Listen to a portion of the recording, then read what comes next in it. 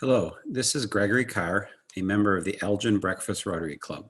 I'd like to take a little bit of time to welcome you to the International Day of Peace and talk to you a little bit about our project and our effort to promote peace around the world.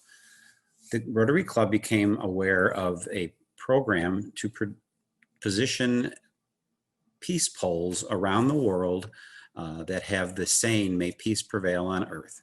This is a little story about our effort to have one placed in Elgin. The current position of our peace pole is in the Veterans Park along the Fox River, adjacent to the Gale Borden Library in Elgin.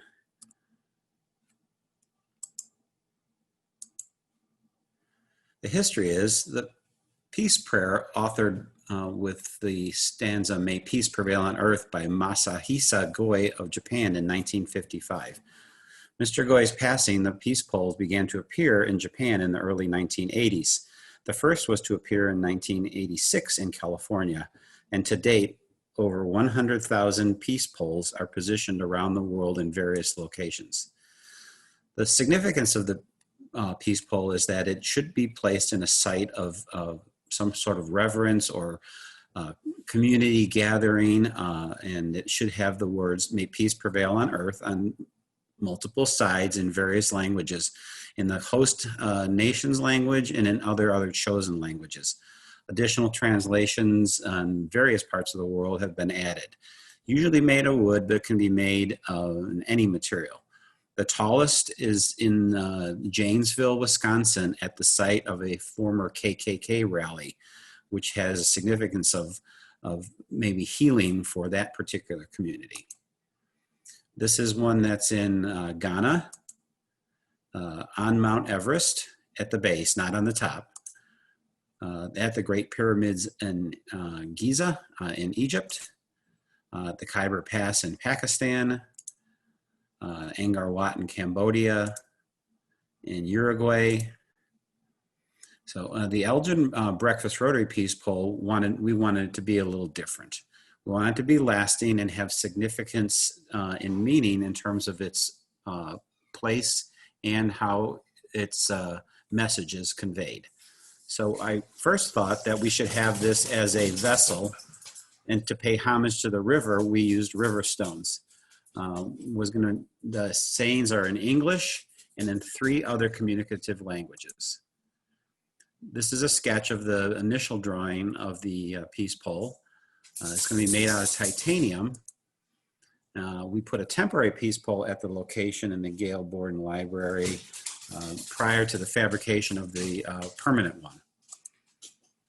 This is my welding shop where I fabricated and built the peace pole. The idea of the vessel relates to what's called a gabion wall, and it has this lattice of stainless steel wire and filled with stones. The peace pole was made out of stainless steel, and it was welded together using welding techniques. There's me welding it. Some fuzzy pictures. I'm not a good photographer, only a good welder.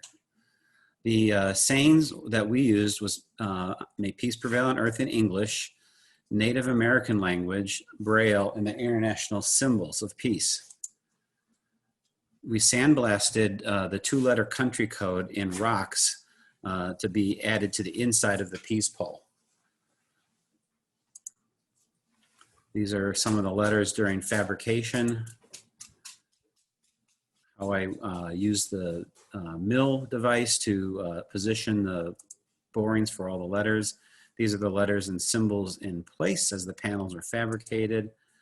The base wanted to make it sure it wouldn't fall over, so it was welded out of heavy steel plate. The gabion wall style cage was fitted and welded together.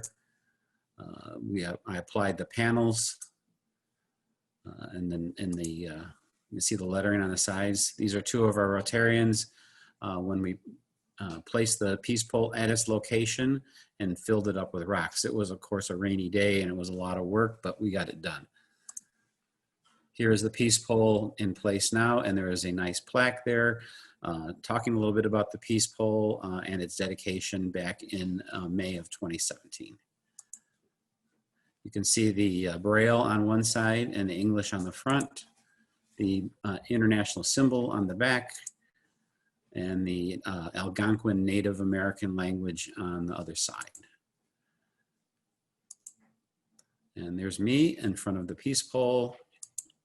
And thank you very much, and have a great day celebrating Peace Day.